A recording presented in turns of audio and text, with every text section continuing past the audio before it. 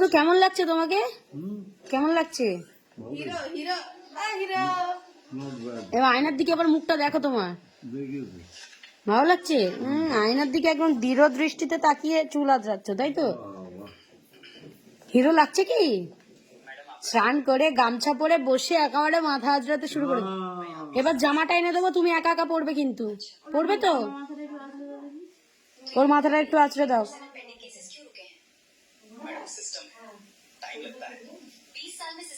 হ্যাঁ, উল্টো দিকে আঁচড়ে দাও, চুলগুলো যাতে জট পাকিয়ে যায়।